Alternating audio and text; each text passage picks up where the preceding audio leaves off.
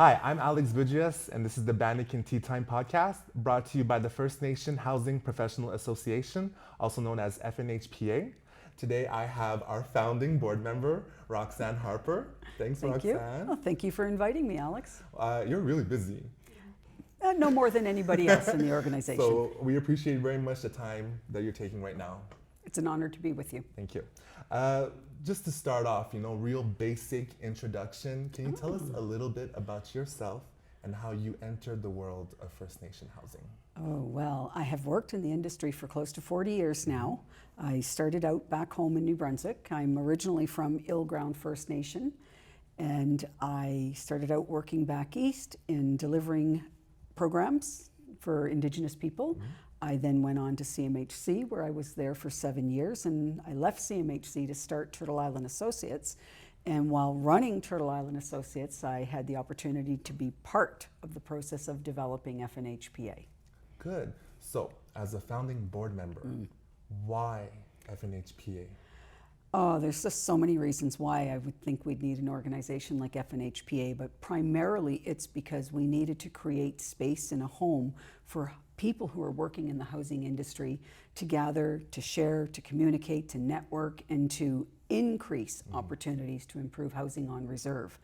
And when I started out in my career at the very beginning, there were no training opportunities for those of us who wished to work in this field. Instead, we would often be given these great big binders like this, and they were called blue binders. I remember that so clearly. And they would be the guidelines that the federal government would have for the programs that were offered on reserve. And over the decades that I've been working in the industry, we've been finding more and more opportunities for our people to take the lead role in developing the capacity of other First Nations. And it seems to be working really well, but it seems to really be flourishing under the direction of FNHPA. Perfect. No blue binders. No blue binders at all. No, we're keeping it real. We're bringing people together through our certification courses. We're testing their knowledge. We're not just sitting them in a room and talking at them and saying, read this, but we're actually putting them through highly developed curriculums that test a number of core competencies with the understanding at the end of the day that these people are qualified to be supporting their communities and serving their nations. Good. And I think that that's just so fantastic because people often used to say to me, you got a job in housing. Nobody wants to work in housing. And I think we're changing that where people want to work in housing. And it's just exciting for me to be looking back on all these years and knowing that somewhere out there we have children saying, I am going to be a housing professional. For sure. It's something to be proud of, It I is. find, It really is. It's tough, but it's gratifying, I find. The days can be long and they can sometimes be frustrating, but the reward at the end of the day when we're investing in our own communities, we're providing safe, suitable, adequate housing for our people, and we can take comfort in knowing that each time we do that, we move the process a little bit further along, and we take care of both people and property, so it's really cool. Good. So for our listeners who are new to the world of First Nation housing, can you give us an example of a challenge that we see? And again, with First Nations housing, there are many, many challenges, and equally as many positive things that are happening too, by the way. But I think one of the challenges that is felt almost entirely across the country is that we have access to limited human resources to actually work in the First Nations housing industry. And really that's where FNHPA comes in, was where we are developing that capacity and hopefully encouraging and creating a space for people to want to do these jobs. But there are so many communities who do not have a housing manager or any housing staff. And often housing is done on the corner of the desk of our chief and council, who I admire and respect their commitment to wanting to house their people. But I also understand that when it's done on the corner of your desk, it is not your main priority. And while our leadership is attempting to do that, it's not always the most effective way for a First Nation community. If we could look at having housing positions in every First Nation across the country, we would in no time at all begin to see the benefits of that. For sure. Yeah. Okay. Listen, we're giving you a platform right now, okay? It's time to set the record straight. Okay. What's a myth that we hear about First Nation housing? Don't even get me going. The number What's one myth? One myth that drives me absolutely crazy is people think there's free housing on reserve. I hear this everywhere I go, and it doesn't matter if I'm back home in Mi'kma'ki in my own territory in the Atlantic or if I'm in the Yukon. People think there's free housing. Sometimes those are our own members, sometimes they're non-First Nations people like the Canadian taxpayer who thinks we all get free houses. And this is such a myth that we all need to make an effort to shatter it. Every home that has ever existed on reserve has been bought and paid for by our communities. We are investing millions of dollars into housing, either by borrowing the funding or by maintaining and continuing to meet the operating cost of these homes. There's never been and there never will be a free house on reserve. Let it be known. Let it be known. Roxanne, from your perspective, what strategies can be implemented to help boost community engagement? You know, community engagement is so important, and it often doesn't work out. And I think what's really important when we talk community engagement is that we have to meet the community on their level. And we have to recognize that every community is so different. Like I myself, I've probably done more than 1,000 community engagements all over Turtle Island. And I think about some work really well, some not so well. The ones that seem to work really well are when we actually say, how does your community work? And I remember the one time when I was in northern Saskatchewan and I asked that question, I immediately was met with, well, it's going to take a little longer than usual. And I was like, well, that's okay. Let's do it right.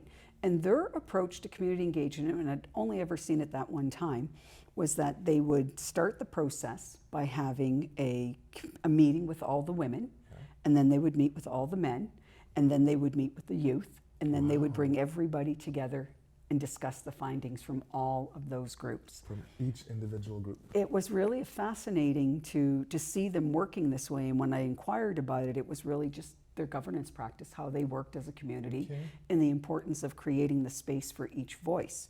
But you know, many communities that I've worked with, they do the exact same thing by creating an opportunity for the youth to have their voice heard. And you know, you might think that children don't know a lot about housing, but children know how they want to live. Children know what they want to see. So if I'm to ask a child, what would you like to see in your housing policy in this community, they're going to almost always tell me things that are either aesthetic or safety related. And I actually think they have a space in housing that we need to focus on. I think when it comes to community engagement, we have to be ready to meet the community on their needs. That sometimes, and it's not always popular, but it sometimes means we need to have weekend meetings. And I've certainly done a number of weekend meetings throughout my career, daytime meetings, evening meetings. And what's interesting is a lot of First Nations also feel the need to have community engagement on reserve and off reserve. So if a First Nation has a large number of their people who are not living on reserve, they do acknowledge the duty to consult, and they say, why don't we have a meeting where our people live off reserve? And it does, I'll be honest with you, it does increase the cost, it does increase the time that's involved, but it then reflects the community. And I think it speaks to the fact that for us as First Nations, community isn't always a geographic area.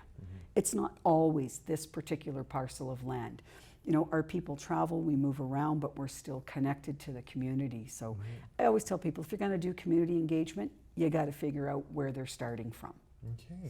I like that. And it's something that I don't hear often, that those outside of the communities get a voice too. And you know, many bands feel they should. You know, they are registered members of the nation. And a lot of people, and I always remind people that often people are off reserve not because they've chose to be. Sometimes they are, and that's okay. But often it's because we have such a housing shortage in our communities. They can't go back. There's nothing to go back to, you know, and unless we can look at opportunities to build new homes and to bring our membership back, it is a problem. And hearing their voices and what type of housing needs they might have does allow us to take a wider view on community. And I think that's kind of nice myself. I think it's nice too. Yeah. I like it. So Roxanne, could you share an example of a collaboration or partnership that was successful and produced a positive outcome in regards to housing? Yeah, I know a really funny one. And I say it's funny because we sort of happened upon it. Is that myself and another facilitator at one time were facilitating this community meeting, and we had the elders in one room and the youth in the other room, and we sort of were at a stalemate. We weren't making a lot of progress. And at lunchtime, I laughingly said to the other facilitator, do you want to switch problems? And the decision was, you know, we all laughed about it, and then we thought, So before the end of the day, we decided to switch the problems, and I took the youth's problems to the elders, And because I was working with the elders, and I said to them, here's what the youth have been working on, and they would welcome your opinion. Yeah. And I said, and at the same time you're discussing the youth housing challenges, the youth are discussing your housing challenges. Wow. And it actually was just an incredible outcome that led to a First Nation community who decided, where they had many, many elders who were overhoused, meaning that they were now 1 or 2 people living in a 3 or a 4 or 5 bedroom home. Yeah. And they had many youth who were wanting to have some independence and their own place to live. So that community began to talk about what would happen if they provided a renovation loan to the elders to put an ensuite into the basement. Wow. And that renovation loan could be fully forgivable, assuming the elder then rented that ensuite to one of the youth who was on the waiting list. And That's it was, amazing. you know, it was just like, wow. Wow. And I mean, would it work everywhere? I don't know, because it depended on things. Like the First Nation had to have the capital to be Yeah. able to do that. The elders had to be willing to Find your reconfigure their homes. elders, Yes. you know. And then, of course, there was a challenge in making sure both parties were compatible, because you know, they're not always compatible, and we had to recognize that.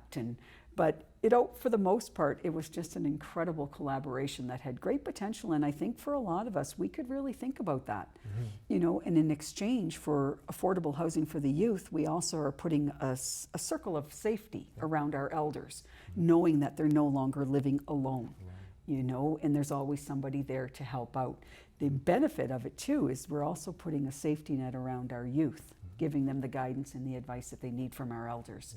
And we're doing that in a safe, culturally relevant environment. And it's community, right? That's something we should push for Yeah, everywhere. we should make it a national program. It could be. Call It me should be. later and let's work on that. We'll do that. Yeah. You come on over to see me and we'll do that. I would love to go. I love it too. So Roxanne, we don't want to keep you any more Okay. longer. So I have one final question. All right. It's the big one. Okay. You ready? I'm ready. What is your #1 dream for FNHPA going forward? My dream, you know, I have many regarding housing, but the one that has always been the most important to me, and if I could change the future, I would actually create a tenant relations position in every First Nation. One individual who was trained to support our people in being successful in their housing tenure, whether that was rental housing, rent to own, or home ownership. I think we need to put the emphasis around education, communication, and prepare our people to be successful in housing. And I really wish I could have that dream come true. It could happen. It could happen with FNHPA. Yeah. for Anything's sure. possible. Anything is possible. Well, thank you so much. Oh, thank you, again. Alex. So just to end off, let's have some tea in Bannock. Okay, thank you very much. Thank you very much. The to you Bannock too. looks really good. Did you make it? Ching, ching. I did Oh. not. Thank you, Alex. Thank you. Yum, yum, yum. Perspective. I just forgot the question. Yes, Alex. Perspective. On what?